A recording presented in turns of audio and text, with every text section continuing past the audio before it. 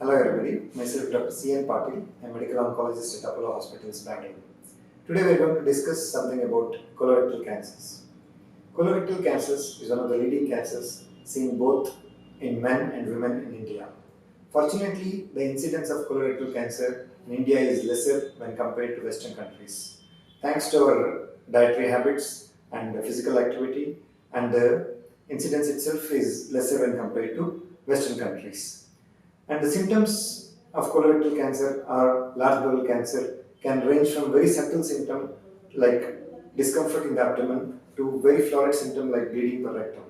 So we are going to discuss about the symptoms and how to identify colorectal cancer, what are the diagnostic tests which are available with us for diagnosing colorectal cancer.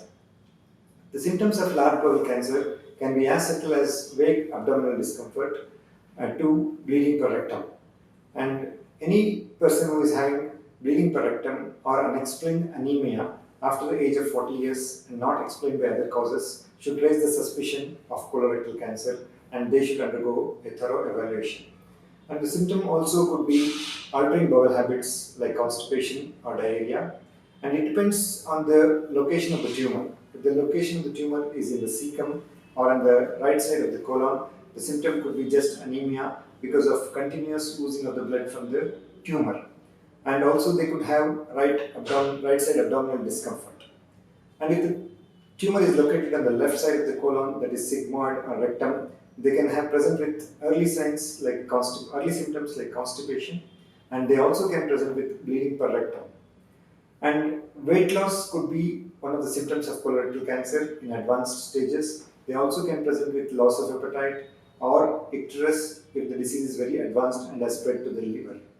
They also can present with cough if it has spread to the lungs. But these are all uncommon. The most common symptoms are vague abdominal discomfort, subtle weight loss, and bleeding per rectum, and alternating bowel habits like alternating constipation and diarrhea. These are the common symptoms that we see in colorectal cancer.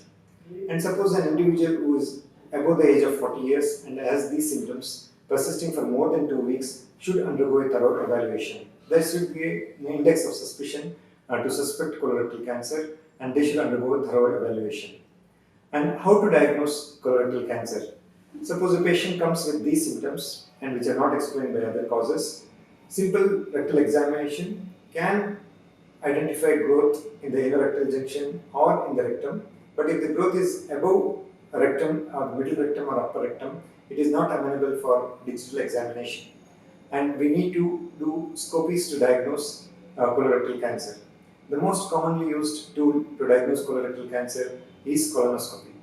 Complete colonoscope examination is a must if there is a suspicion of colorectal cancer. By this, we can directly view the growth, which is, if at all, if it is there in the sigmoid colon or in the descending colon, transverse colon or ascending colon or in cecum. And if we see a tumor, we take a biopsy of that and subject it for histopathological examination. That's how we diagnose colorectal cancer. And there are serum tumor markers, otherwise called blood markers, which help in diagnosing colorectal cancer. But however, they alone are not useful in diagnosing colorectal cancer. They are useful in knowing the burden of the disease and also to know the response to treatment, and they may be useful in follow-up after treatment if the markers are elevated. The marker is carcinoembryonic antigen, serum CEA. The upper limit is usually 5, and if a patient has elevated CEA, there could be an index of suspicion that person has colorectal cancer. But standalone, it's not diagnostic of colorectal cancer. The diagnostic test is tissue biopsy. And imaging is used not to diagnose colorectal cancer, but to stage the colorectal cancer. The commonly employed test to stage colorectal cancer is CT scan of the abdomen and pelvis with contrast. It can give us a clue where the tumor is located, and also to some extent it will tell us about the lymph nodes which are involved in colorectal cancer. And it's a very good modality to image the liver, because the most common site of metastasis from colorectal cancer is liver, and the liver can be imaged by CT scan of the abdomen with contrast. Sometimes we do use PET CT scan, which is a one-stop staging investigation to stage colorectal cancer. But if the CT scan of the abdomen and pelvis is normal, we don't have to do PET CT scan in staging of colorectal cancer. Rectal cancers behave in a little different manner when compared to large bowel cancer, where MRI of the pelvis is very useful to know the tumor status and the nodal status and the extension of the tumor. So MRI of pelvis with contrast is the gold standard investigation to know the pre-op staging and also to guide the further treatment in rectal cancers. So if a person has unexplained weight loss, alternating constipation and diarrhea, or bleeding per rectum, unexplained anemia, and vague abdominal discomfort, there could be a suspicion of colorectal cancer. And this person should undergo a colonoscopy to diagnose colorectal cancer, and biopsy is the gold standard to diagnose colorectal cancer.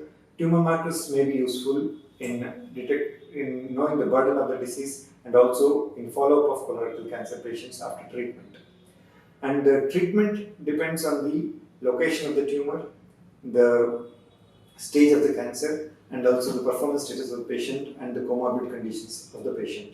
So this is in brief about the symptoms and signs of colorectal cancer and how we diagnose and stage colorectal cancer. Thank you.